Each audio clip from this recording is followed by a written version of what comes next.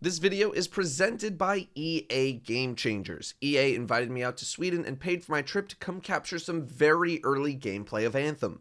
This gameplay is from a work-in-progress build of the game, and things are subject to change before the game comes out in February. Yes, I have to say this for every video. Freelancer! Hello again. Sentinel Bryn here. Hi again, Sentinel. How are you? Fine. The Arcanist space isn't far from your location. Keep an eye out for scars. Will do. Since this is our first mission, maybe we should talk, get to know each other? No, let's not. I'll let you know when you're close to the base. Alright. Hello everyone, I have more gameplay of Anthem, this time of the Colossus Javelin, and we're playing another story mission, Preventative Precautions. I talked a bunch about how I feel about Anthem in the previous video that I did, so if you want to hear my thoughts, check that video out, linked in the description. I want to quickly talk about the gameplay that I have here. So again, just like the first video, the first thing you'll probably notice if you're a big Anthem follower is that I'm not using my abilities very often. I was playing this like how I normally play Destiny. Again, Destiny ability cooldowns are much longer than Anthem cooldowns. I just wasn't used to that, so if you're yelling and screaming at me to use my abilities more, including my ultimate, don't worry. I was too when I was watching the gameplay back. This was the second thing that I played while I was in Sweden, so I was still getting the hang of things.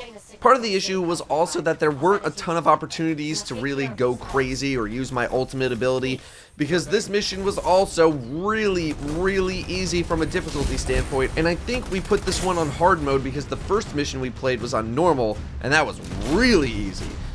I don't think this mission does the greatest job of showing off the teamwork gameplay aspect of Anthem because we're literally just strolling around doing early missions. The next gameplay that I'll have has a bit more intensity to it, and I'll be on the Storm, which is a really fun javelin. I think it's the most fun, at least the most fun that I had playing. It's the first time that I played the game where I actually had to care about my positioning and ability cooldowns and all that, so gonna have to wait for that one a little bit longer, unfortunately. Let's talk about the loadout a little bit here. Gun-wise, I have a regular assault rifle. Nothing special about it. Shoots bullets. Alright, moving on. My other weapon is a 3-burst grenade launcher, which activates on a slight delay. You'll also see me use this like a moron at the start because it was my first time using it and I just wanted footage of it in action. Did pretty good damage when actually used properly. In terms of my abilities, I've swapped out the default mortar launcher for an automatic lightning cannon. It has 10 charges, or pulses, but you can deactivate it early if there's nothing there, and it's literally just an automatic attack that you toggle to hit stuff in front of you. So you can turn this on and just have a bunch of extra damage going out while you shoot stuff, or better yet, while you guard, because the Colossus does actually have a shield. I just haven't had to use it yet because the game's been so easy. So you flip on the lightning cannon and shield block to still be dealing damage and comboing while protecting your team. Pretty nice. And the distance that it can hit stuff is a little bit longer than you'd expect something like this to work, so that's pretty nice too. It's not the most sexy of abilities, but it works very well, and I just wanted to show off anything new that I got. The other ability is the charge cannon. You hold it down, charge up a shot, and then let it fly for big damage. Pretty simple. Sergeant Bryn, the NPC you communicate with in this mission, bit of a weird one. She's an awkward character, as you probably noticed from the very beginning of the mission. This was my first interaction with her, so we'll see how that relationship ends up developing. That's about all I've got. I've posted timestamps in the description for when combat is actually happening, if you don't care about all the flying and the roaming around and stuff. Again, the next video that I can post will have much more intensity to it, and I'm really looking forward to showing off some Storm gameplay. Thanks, guys. Enjoy. Where the scars have been gathering. Look around for that missing Arcanist machinery. And for whatever else they might be working on. Watch out for scars while you're at it.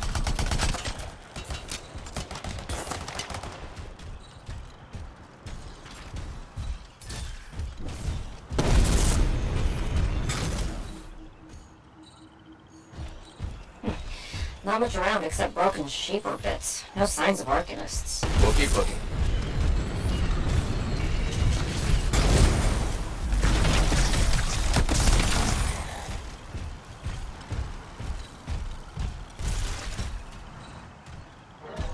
It's gotta be around here somewhere.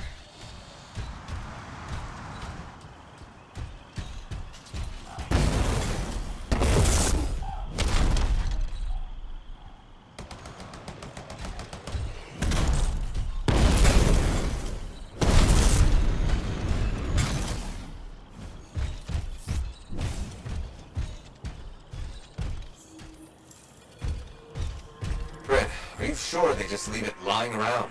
Okay, well, if you don't see anything Arcanist-y, they probably got it hidden. So I should look for some kind of scar shed? Sure? How about a scar cave instead of a scar shed? I can work with it. Well, there's one near you. Good place to hide stolen machinery. I'll find it and head in. I would hope so, yes.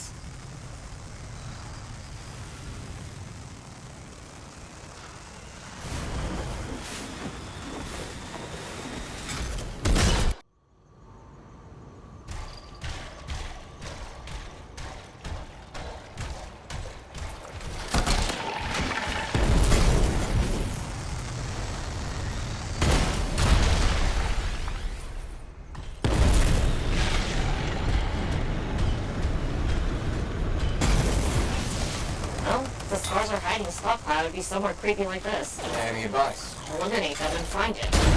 Blunt's better fair.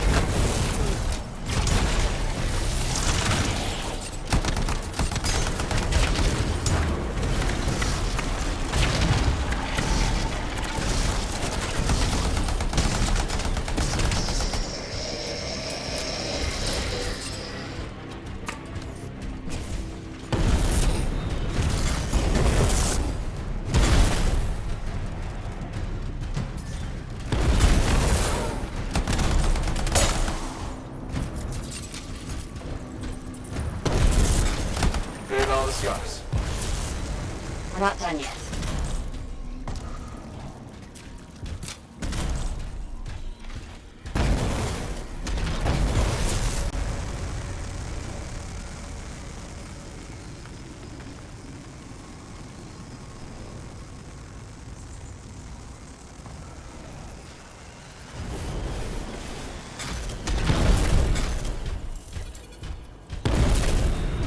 Freelancer, Space says the stolen Arcanist machinery is connected to a Shaper relic. That's not good. Stop them before it goes volatile.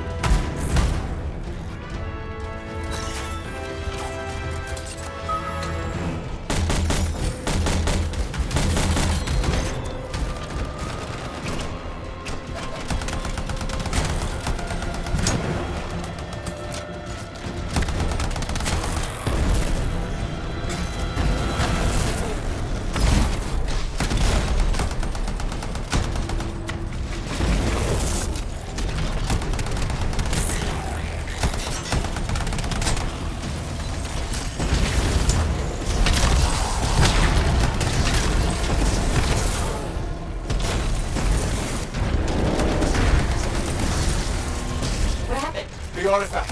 It makes scorpions. You should silence it, probably.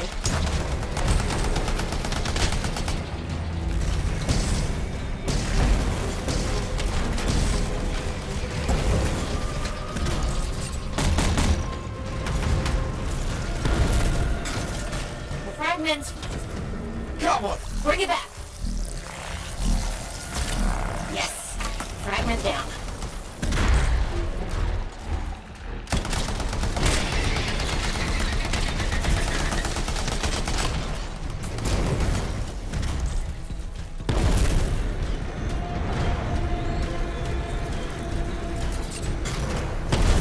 Found a piece. Nice work. Return it.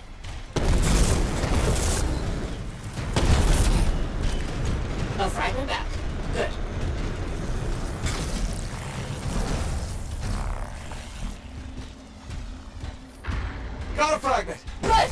Reassemble it!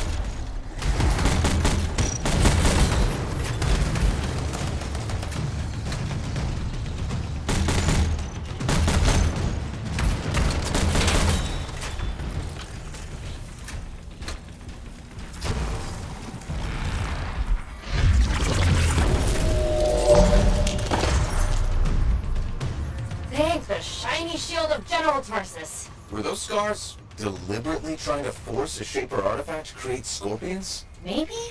That's so strange. They normally just scavenge.